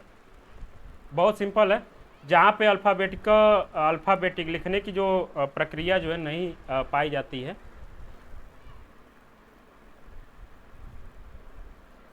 वहाँ ओरल कम्युनिकेशन होता होगा, प्राथमिक मौखिकता कम्युनिकेशन जो होता होगा। ऑप्शन नंबर 4 जो है वो सही है। ये चारों नहीं होंगे, कभी नहीं होंगे, ये तीनों नहीं होंगे। ऑप्शन नंबर 4 जो है प्राइमरी ओरलिटी, प्राथमिक मौखिकता जो है वो इसका सही आंसर होगा। 26 देखेंगे कि 500 मीटर लंबी ट्रेन, 500 मीटर लंबी ट्रेन जो है 100 सेकेंड मीटर प्रति सेकेंड से चलते हुए 10 सेकेंड में किसी सुरंग को पार कर सकती है। तो इस टाइप का क्वेश्चन हम लोगों ने देखा था सुरंग और ट्रेन टाइप की, कि यहाँ क्या करते हैं कि ट्रेन की लंबाई और सुरंग की लंबाई को ऐड करके ट्रेन के स्पीड से डिवाइड करते हैं, उतना समय जो है हमको ट्रेन के द्वारा लगना चाहिए। तो ट्रेन की लंबाई हमारी दी हुई है 500 मीटर, 500 मीटर ट्रेन की लंबाई दी हुई है, और सुरंग की लंबाई हमें पूछा गया, तो उसको मान लेंगे कि x है, और ट्रेन की जो स्पीड है वो है 100 मीटर प्रति सेकेंड, 100 मीटर प्रति सेकेंड। हम लोग को ध्यान देना है कि मीटर प्रति सेकेंड में ही रखना था नीचे, ये ऑलरेडी जो हमारा काम आसान करके दिया हुआ है कि मीटर प्रति सेकेंड में दिया हुआ है, और ये जो है इक्वल टू इतना 10 सेकेंड जो है टाइम लग रहा है। तो 500 plus x is equal to 1000, x is equal to हमारा आ जाएगा 500 मीटर। 500 मीटर की ट्रेन है, 500 मीटर की टनल थी, दोनों को पार करने में ट्रेन को जो है 100 मीटर प्रति सेकेंड की चाल से 10 सेकेंड का जो है समय लगता है। ऑप्शन नंबर सेकेंड जो इसका सही होगा। एक बार फिर से इसका हम लोग फार्मूला जो है ध्यान दे देंगे कि अगर हमको टनल से रिलेटेड या ट्रेन टनल पुल या कोई भी प्लेटफॉर्म से रिलेटेड कोई क्वेश्चन पूछा जाता है, तो उसमें हमको बस इतना ही ध्यान देना है कि ट्रेन के द्वारा पुल या प्लेटफॉर्म या टनल को पार करने में जो समय लगता है, वो समय हमारा होता है कि ट्रेन की लंबाई प्लस पुल या प्लेटफॉर्म या टनल की लंबाई अपान ट्रेन की स्पीड मीटर प्रति सेकंड में। अगर ये मीटर प्रति सेकंड में दिया हुआ है तो इसको हम लोग ट्रेन की स्पीड जो है मीटर प्रति सेकंड में लिखेंगे। ठीक है, ये होता है। 28 नंबर पे ध्यान देंगे कि which of the following characteristics of mass communication. Mass communication के बारे में पूछा गया कि मास कम्युनिकेशन के कौन कौन से कैरेक्टरिस्टिक्स होते हैं। तो इसमें हमको सबसे पहले चूज करेंगे कौन कौन से कैरेक्टरिस्टिक्स इसमें से नहीं होते हैं। तो इसमें जो सी वाला जो दिया गया है कि इमीडिएट फीडबैक, मास कम्युनिकेशन में कभी तुरंत फीडबैक जो है नहीं मिलती है। अगर मान लीजिए कि आप न्यूज़ के पेपर से कोई आर्टिकल आप पढ़ते हैं और उसका जो फीडबैक देना चाहते हैं उसका प्रोसेस थोड़ा सा लंबा होता है, इमीडिएट फीडबैक नहीं मिलता है।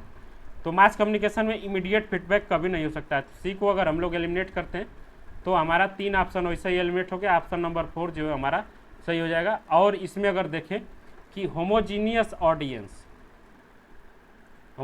ऑडियंस कभी नहीं होते मास कम्युनिकेशन में। मास कम्युनिकेशन में मान लीजिए कि क्या नाम है कि ऑडियंस जो हमारे होते हैं उसमें डाइवर्सिटी देखने को मिलती है। उसमें एडल्ट भी होते हैं, बच्चे भी होते हैं, बूढ़े भी होते हैं, और फीमेल भी होते हैं, मेल भी होते हैं, हिंदू भी होते हैं, मुस्लिम भी होते हैं। मतलब कि होमोजीनियस को कभी नहीं होता है मास कम्युनिकेशन। ए और सी इसमें कभी नहीं होगा, बी डी ई जो इसका सही था। Option number question number 29, identify the correct sequence of the earliest to latest. Earliest to latest बताना है कि सबसे पहले किसकी स्थापना हुई थी, उसके बाद किसकी स्थापना हुई थी। तो ये थोड़ा सा हम लोग देख लेंगे। बताइए, इसके बारे में हम लोगों ने पढ़ा था कि नागपुर यूनिवर्सिटी जो है वो 1923 ईस्वी में बनती है। जब हम लोग मैंने आपको स्टेट यूनिवर्सिटी और सेंट्रल यूनिवर्सिटी का जो लिस्ट आपको नोट कराया था हायर एजुकेशन में, तो उसमें मैंने बताया था कि नागपुर यूनिवर्सिटी जो है वो 1923 में बनती है। अलीगढ़ मुस्लिम यूनिवर्सिटी जो 1920 ईस्वी में बनती है। पटना यूनिवर्सिटी जो है 1918 ईस्वी में, पटना 1917 में। SNDT वुमेन यूनिवर्सिटी जो है वो हमारा बनता है 1916 में। और उस्मानिया यूनिवर्सिटी जो है 1917 में। तो देख लेंगे कि नागपुर यूनिवर्सिटी सबसे बाद में कौन से में है। D D D D D जो है हमारे 2 में, 2 को हम लोग एलिमिनेट कर देंगे। अब यहाँ देखेंगे सबसे पहले क्या बना है, SNDT 1916 में। 1916 में SNDT बनता है। ठीक है, इसके बाद पटना, उस्मानिया, बी, अलीगढ़ सबसे लास्ट में जो है इसका सेकेंड ऑप्शन जो है सही है। सारी यूनिवर्सिटी का जो हम लोग एक बार नोट कर लेंगे, फिर से देख लेंगे कि उस्मानिया जो है हमारा 1917 में बनता है। सभी लोग नोट कर लेंगे 1917 में। SNDT जो है 1916 में, SNDT 1916 में, पटना 1917 में, फिर से अलीगढ़ 1920 में, और नागपुर जो 1923 में। ये नोट कर लेंगे। सारे यूनिवर्सिटीज़ का जो बनाने का जो ईयर है उसका लिस्ट जो है मैं भेज दूंगा ग्रुप में, एक बार देख लीजिएगा। 30 नंबर, इसमें बताना है कि सॉल्व करना है इसको। तो जल्दी से बता दीजिए कि बी का क्या होता है। बी का नंबरिंग क्या होता है, अल्फ़ाबेटिकल 2। ओ कितने पे होता है, ओ ओ ओ ओ ओ ई 15 पे। एल कितने पे होता है, 12 पे। और टी कितने पे होता है, 20। इन सारों को ऐड करने पे कितना हो रहा है, 20, 12, 32, 2, 34 और 15, 49। ए का थर्ड, ए का थर्ड, ऑप्शन नंबर 4। एक बार फिर से बी का 4 देख लेंगे कि सही हो रहा है कि नहीं। आर बताइए, आर कितने पे होता है, 18। आई कितने पे होता है,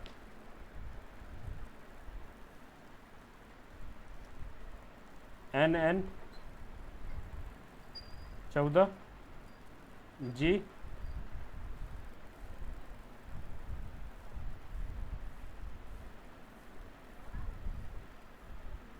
F7 सबको ऐड करेंगे कितना हो जाएगा? 14 7 21, 21 9 30, 30 और 18 48।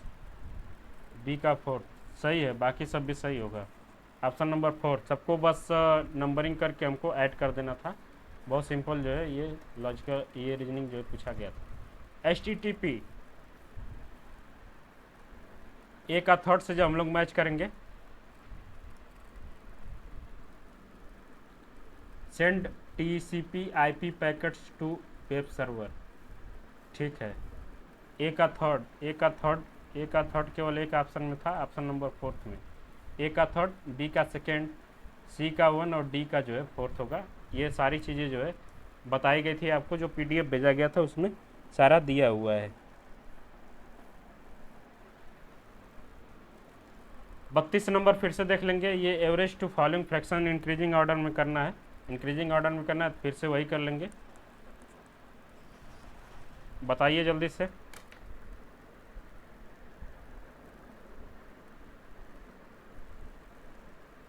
चौदह को जब 17 से मल्टीप्लाई करेंगे कितना होगा? 14 को 17 से जब हम लोग डिवाइड करेंगे तो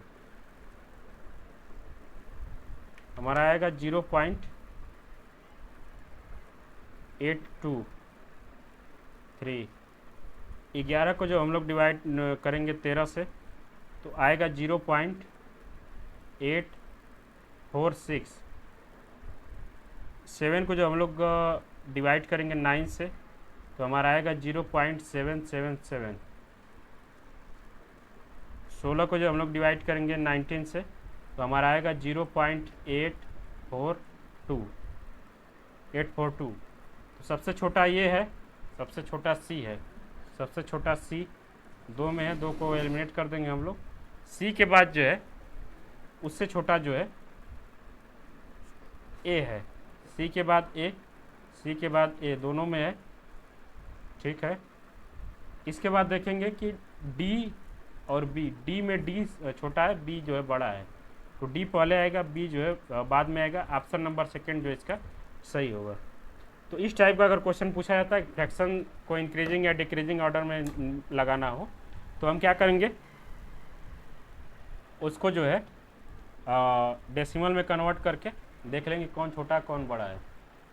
आगे बढ़ेंगे 33 में। सकल पंजीकरण अनुपात में हर जनसंख्या किस आयु वर्ग तक प्रतिशत के रूप में उच्चतर शिक्षा में पंजीकृत विद्यार्थियों की संख्या का मापन है? ये बहुत सिंपल था।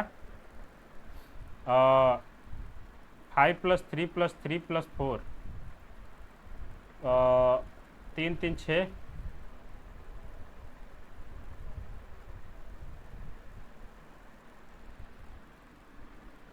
इसका जो सही आंसर है ऑप्शन नंबर 3 होगा कि 18 से 23 वर्ष के जो विद्यार्थी हैं उनको जो है अगर वो पढ़ना चाहते हैं तो हायर एजुकेशन में उनका नामांकन जो है हो जाना चाहिए सकल पंजीकरण अनुपात के थ्रू।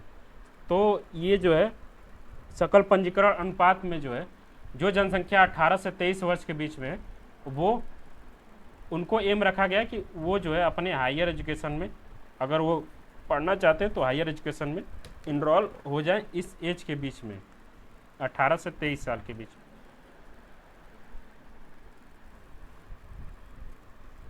34 कुछ बीमारियां दी गई है और कुछ जो है उनके जो है कारण दिए गए हैं कि जल से कौन कौन सी बीमारी जो है होती है।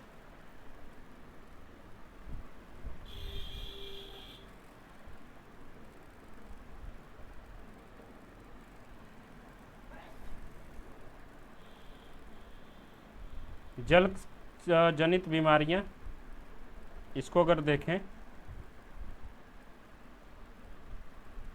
तो हम लोग जब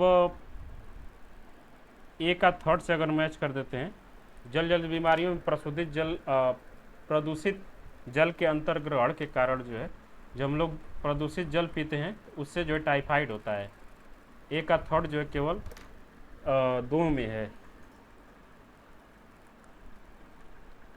अब देख लेते हैं कि बी का 4 तो सही है, बी का 4 जल धावित बीमारी, जल स्वच्छ जल की कमी के कारण ट्रेकोमा होता है। सी का 1 जल आधारित जल प्रदूषित जल संपर्क में आने के कारण जल संबंधित जल परजीवी के कारण मच्छर से जो है वो मलेरिया होता है। डी से 1 जो है किसमें है? ऑप्शन नंबर सेकंड में, डी का 1 जो है ऑप्शन नंबर सेकंड में, सी का ये हो जाएगा। तो इसको हम लोग ऐसे मैच कर सकते थे, ए का थर्ड, बी का फोर्थ, सी का सेकंड और डी का जो है 1। आगे बढ़ेंगे 35 में, फेलिसी बताना है। फेलिसी बताइए तो, सोनाली बताइए कौन सा फेलिसी होगा इसमें।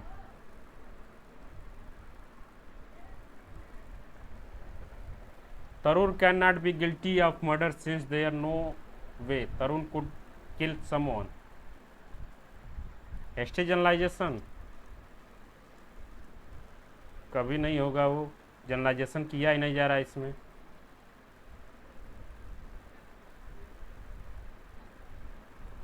एप्रोप्रिएट अथॉरिटी कैसे होगा, कौन इसमें अथॉरिटी दिख रहा है, तरुण कौन सा सेलिब्रिटी है या कौन सा अथॉरिटी है। साफ साफ बेगिंग द क्वेश्चन दिख रहा है कि एक ही प्रीमाइस के आधार पे जो है हम लोग अपने कंक्लूजन तक पहुंच जा रहे हैं। एक ही प्रीमाइस 1 की जो बातें हैं वही जो हमारे कंक्लूजन में भी गिनाया जा रहा है कि तरुण जो है वो किसी का मर्डर नहीं कर सकता है क्योंकि वो किसी को मार नहीं सकता है। वही बात जो सेकंड प्रीमाइस में बताई जा रही है। तो बेगिंग द क्वेश्चन जब मैंने पढ़ाया था तो बोला था कि एक ही प्रीमाइस के आधार पे कंक्लूजन तक पहुंचा जाए, या एक ही प्रीमाइस की बात को जो है दूसरे प्रीमाइस में या कंक्लूजन में जो है दोहराया जाए, या कंक्लूजन में जो है प्रीमाइसेस की बातें जो है दोहराई जाए, तो वहाँ जो है बेगिंग द क्वेश्चन होता है। न हेस्टी जनरलाइजेशन, न स्लिपरी स्लो, न appropriate authority. Begging the question ये होता है। थोड़ा सा ध्यान दीजिए और रिवीजन करिए। अब समझ में आया begging the question. In appropriate authority में बोला था कि सेलिब्रिटी जो एड एजेंसी वाला जो चलती है कि अजय देवगन जो आके बोलते हैं कि कमला पसंद बोलो जुबा केसरी। सभी लोग जानते हैं कि कमला पसंद जो है स्वास्थ्य के लिए हानिकारक है, लेकिन केवल एक अच्छा सेलिब्रिटी जो इसका प्रचार कर रहा है, इसलिए लोग जो उसको कंज्यूम करना जो कंज्यूम करने में जो है दिलचस्पी दिखाने लगते हैं। तो वो इन एप्रोप्रिएट अथॉरिटी है। स्लिपरी स्लोप मेंबर ने बताया था कि राई का पहाड़ बनाना है। हिस्ट्री जनरलाइजेशन ने बताया था कि छोटे से फैक्ट के आधार पे, फैक्ट कोई है ही नहीं, इसमें कोई फैक्ट नहीं दिख रहा है, एक ही बात जो है बार बार दोहराई जा रही है। तो वहाँ जो है बेगिंग द क्वेश्चन होता है। Arrange the following order of increasing कैनोसन। तो इंक्रीजिंग ऑर्डर में लगाना है।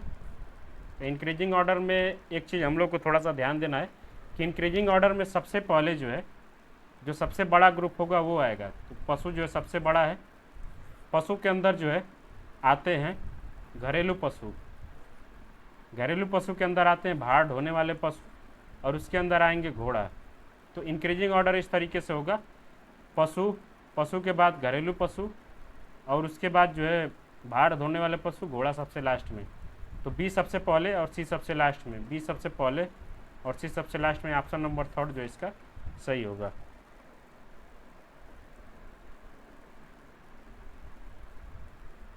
तो 37 ये भी जो है हमारे क्लास से क्वेश्चन पूछा गया है, साफ सेम टू सेम वही क्वेश्चन है। बताइए तो इसका आंसर सभी लोग। International Solar Alliance is the एनाल्स of countries most which lie partially in the completely. बहुत सिंपल है, इससे सैंपल जो है कोई क्वेश्चन हो ही नहीं सकता। Between the Tropic of Cancer and Tropic of Capricorn, जो 22.5 या जो भी हो, मकर रेखा और कर्क रेखा के बीच में जितने भी देश आते हैं वही मोस्टली देश जो है हमारे इंटरनेशनल सोलर अलायंस के जो है सहयोगी या भागीदारी इसमें दिखाते हैं। और हम लोगों ने बोला था कि जितने यूएन के जो कंट्री हैं जो ट्रॉपिक ऑफ कैंसर और ट्रॉपिक ऑफ कैप्रिकॉर्न के बीच में आते हैं वो इसमें पार्टिसिपेट करते हैं। इंटरनेशनल सोलर अलायंस को जो है 2015 में बनाया गया था। पेरिस एग्रीमेंट जब क्लाइमेट एग्रीमेंट हो रहा था उसी समय बनाया गया था फ्रांस और भारत के सहयोग से। और इसका जो कुछ हम लोगों ने पढ़ा था उद्देश्य और कुछ इसका मोटिव और कुछ थीम वगैरह उसको देख लेंगे। इसका जो मुख्यालय है वो गुड़गांव में है, ये भी याद रखेंगे। ये सेम टू सेम एग्जैक्ट वही क्वेश्चन पूछा गया जो हमने बताया था। 38 employment of classroom technology needs clarity with regards.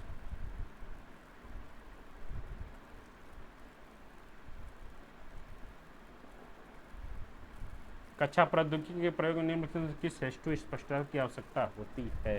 किस किस हेतु स्पष्टता की आवश्यकता होती है? अगर ई को हम लोग एलिमिनेट करते हैं,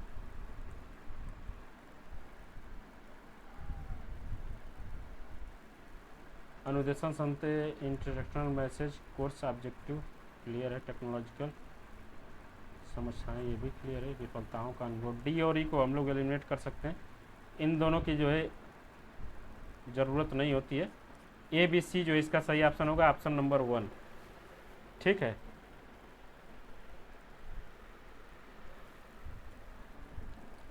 (39) what is the correct sequence? अब बताइए, फिर से वही क्वेश्चन पूछा गया कि नंबर ऑफ गोल, एसडीजी में कितने गोल हैं? 17 गोल हैं। एसडीजी में कितने टारगेट हैं? तो हम लोगों ने पढ़ा था कितने टारगेट हैं, लगभग 127 के आसपास टारगेट थे। नंबर ऑफ इंडिकेटर जो है 272 के आसपास हैं। और नंबर ऑफ पब्लिकेशन जो है वो हमारे ये कुछ क्लियर नहीं है, लेकिन इसकी संख्या जो है 150 से लेके 200 के बीच में देखी जा सकती है। तो सबसे कम जो है B B B B B देख लेंगे, 2 में है। बी के बाद जो है सी नंबर ऑफ टारगेट, उसके बाद डी, और सबसे लास्ट में जो है हमारा ए, सॉरी, नंबर ऑफ पब्लिकेशन जो है सबसे ज़्यादा है। ज़्यादा का मतलब है कि अगर देखें ध्यान से तो हर वर्ष जो है एसडीजी से रिलेटेड बहुत सारी ऐसी संस्थाएं हैं जो पब्लिकेशन जारी करती हैं। लगभग अभी तक जो है 7854 पब्लिकेशन जो है एसडीजी से रिलेटेड बताए गए हैं। तो इस हिसाब से ऑप्शन नंबर 3 जो है वो हमारा सही होगा। सबसे कम जो है नंबर ऑफ गोल 17 हैं, नंबर ऑफ टारगेट जो 127 के आसपास थे कुछ, और नंबर ऑफ इंडिकेटर जो है 272 के आसपास हैं। 254 है, सॉरी 272 नहीं, 254 नंबर। एक बार कंफर्म कर लेंगे, मैं आसपास के रेंज को जो है याद रखे हुआ हूँ। टारगेट हम लोगों ने कल ही देखा था, कितना कल बताया गया था टारगेट?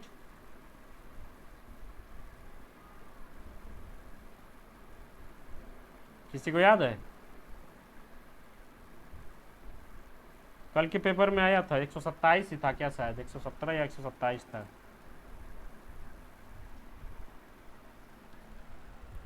एक सौ देख लेंगे हम लोग, उसको क्लियर कर लेंगे, लेकिन 100 से 200 के बीच में है। आगे 40 number, which of the following true about the solar thermal energy collector? इसको थोड़ा सा देखना होगा।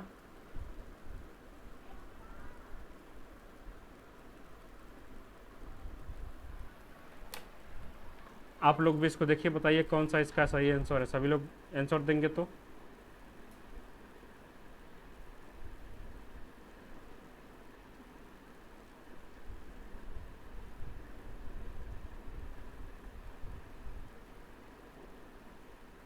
बताइए कौन सा सही लग रहा है।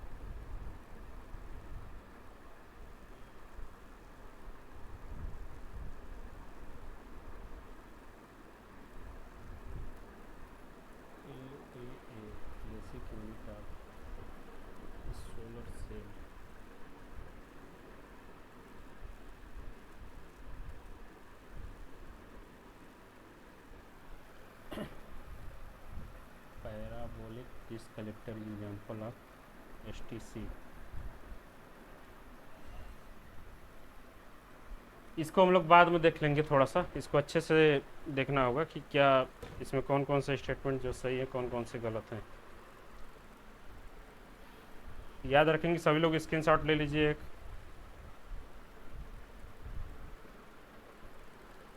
21 नंबर 41 नंबर देख लेते हैं, क्योंकि अभी समय जो है थोड़ा सा अभाव है। Personal address, social drama, narrative और साइलेंस, इसको बताना है कि क्या है। पर्सनल एड्रेस का मतलब है खुद को कोई चीज़ बताना या संबोधित करना, अंतःक्रिया में स्वयं या अन्यों की ओर जो है इंगित करना। ए का थर्ड देख लेंगे कौन कौन से में, ए का थर्ड जो है तीसरे में है बस। इसके बाद देख लेंगे बी का fourth, social drama, evoke local socio culture, rules of for behaviour, simple है। सी का one narratives, sequential accounts told the retold from the particular view points, ठीक है। Silence, subject of community rules appropriate conduct, ठीक है। Option number third जो इसका सही होगा।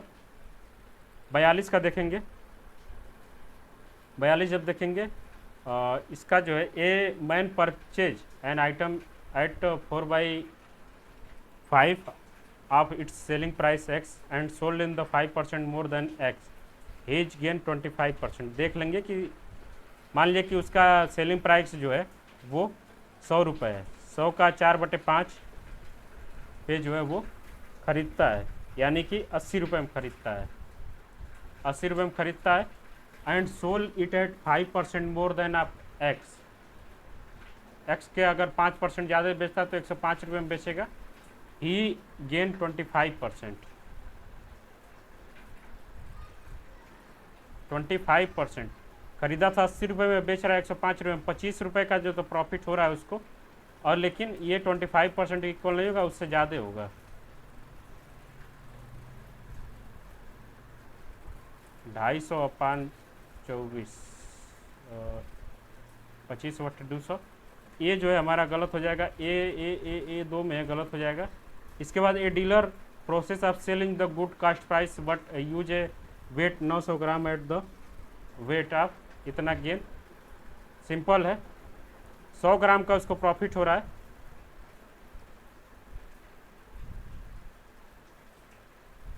इस टाइप के क्वेश्चन को ऐसे सॉल्व करते हैं। ये जो है हमारा सही है, 11 इतना का जो है वो गेन कर रहा है। बी सही है, बी सही है, यानी कि ऑप्शन नंबर सेकंड इसका सही होगा, बी एंड सी सही होगा, ए एंड डी जो है गलत होगा। By selling price 100 pence, a vendor gain the selling price of 20 pence, he gain 20%। Check कर लेंगे इसका, बी एंड सी जो है वो सही होगा, ए एंड डी जो है वो गलत होगा। ऑप्शन 43 नंबर देखेंगे कि a systematic elimination of extraneous variable other than those you are interested it can be achieved in, simple है। इसमें कंट्रोल इन्वायरमेंट के बारे में बात किया जा रहा है कि कौन सा ऐसा रिसर्च है जिसमें एक कंट्रोल इन्वायरमेंट के थ्रू जो है हम लोग एस्ट्रोनोमस वेरिएबल को जो है एलिमिनेट कर सकते हैं, और जो वेरिएबल हमको चाहिए केवल वो वेरिएबल अपने पास रख सकते हैं। तो ये जो है एक्सपेरिमेंटल रिसर्च में जो है वो होता है, बाकी सारे रिसर्च में ये पॉसिबल नहीं है। एक्सपेरिमेंटल रिसर्च जो होता है उसी में हम लोग अपना इन्वायरमेंट को जो है कंट्रोल कर सकते हैं, जितने भी वेरिएबल होते हैं एक्स्ट्रोनोमस या इंटरनल वेरिएबल, उनको जो है हम लोग कंट्रोल कर सकते हैं। 44 देखेंगे, 44 में which of the following statement are true regarding the Macaulay से रिगार्डिंग जो सारा आंसर है देखेंगे। ही जो succeed the replacing the Persian with English as the administrative language, he promoted training of English speaking Indian as teacher, he was inspired by the उपयोगितावाद से जो ग्रसित था, ये तो बिल्कुल सही है। ही प्रमोटेड यूजफुल लर्निंग, ये भी जो है सही लग रहा है। मैकाले के बारे में कौन कौन सी चीज़ें जो है वो सही है। He succeeded the replacing Persian English as the administrative language,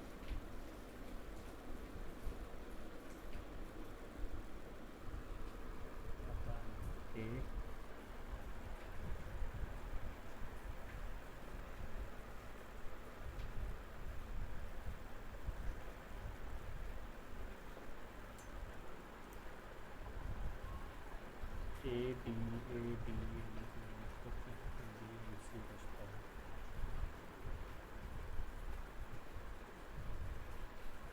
इसका थोड़ा सा कन्फ्यूजन हो सकता है, क्योंकि इसमें हो सकता है कि चारों सही हो, या हो सकता है कि बी एंड सी सही हो। लेकिन ध्यान से इसको पढ़ेंगे मैकाले को जब हम लोग, तो वो जो है उदारवादी तो था, उपयोगितावादी विचारों से जो प्रभावित था ही, जेम्स मिल का जो था उपयोगी अधिगम को प्रोत्साहित किया था। ये थोड़ा सा गलत लग रहा है, क्योंकि वो अधोमुखी निस्पंदन वाला जो सिद्धांत दिया था उसमें कहीं यूजफुल लर्निंग के बारे में नहीं, लेकिन वो इतना ज़रूर बोलता है कि हमको जो है साइंस की चीज़ों को पढ़ना चाहिए, जिससे कि हम बाकी सारी चीज़ों में जो है आगे बढ़ सकें। तो एक तरीके से ये सही भी हो सकता है, गलत भी हो सकता है। तो इसमें हम लोग फाइनल आंसर की का वेट करते हैं कि कौन सा जो इसमें सही माना जा रहा है, सेकंड को सही माना जा रहा है या फोर्थ को सही माना जा रहा है। वैसे सेकंड वाला ज़्यादा सही है, बी एंड सी, और फोर्थ वाला थोड़ा सा कम चांस है कि सारे इसमें स्टेटमेंट सही हो सकते हैं। 45 को अगर देखा जाए, identify the correct sequence cycle of self regulated learning. बहुत सिंपल है, इसमें बताना है कि सेल्फ रेगुलेटेड लर्निंग अगर कोई करता है तो उसमें हमको सबसे पहले क्या करना होता है।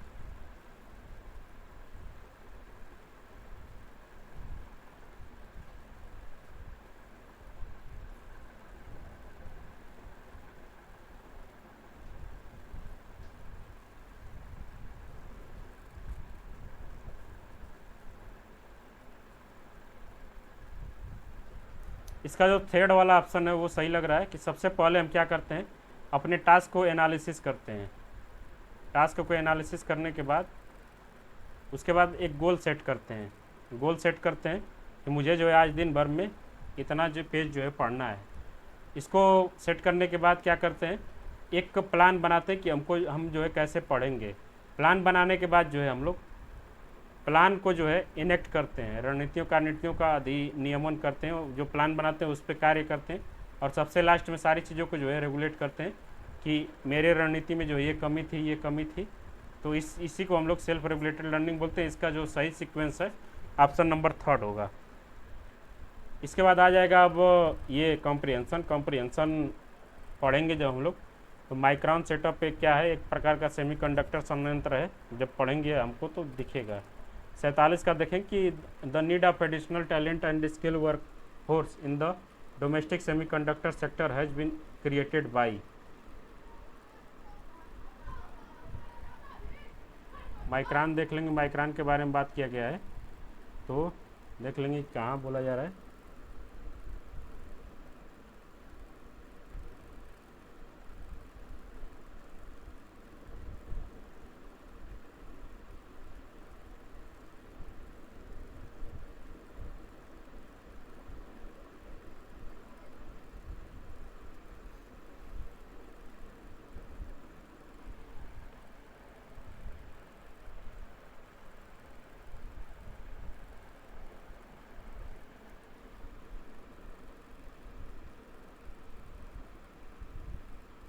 ठीक है, ए बी डी ये वाला जो है कहीं इसमें नहीं है। ए बी डी जो इसका सही होगा, ऑप्शन नंबर 4। 48 देख लेंगे, as a result of chip bloom the requirement of workforce in electronic manufacturing sector will. Simple सा बात है, इंक्रीज हो जाएगा। 49 में India share in the semiconductor global talent pool is, इसको देख लेंगे 1/3 शायद था क्या। Bharat Bharat Bharat Bharat Bharat Bharat Bharat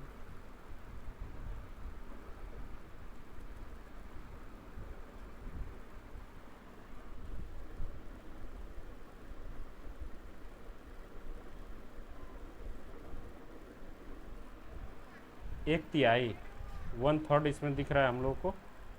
option number second इसका सही होगा। 50 में the new talent skilled work force in the India come mainly from.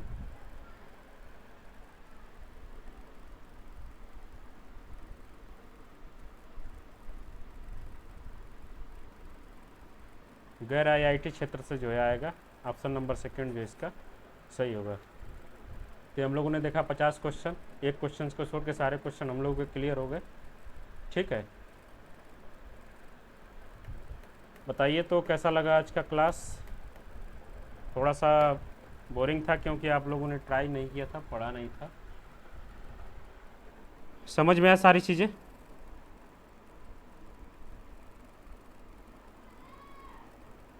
ऐसा लग रहा है पढ़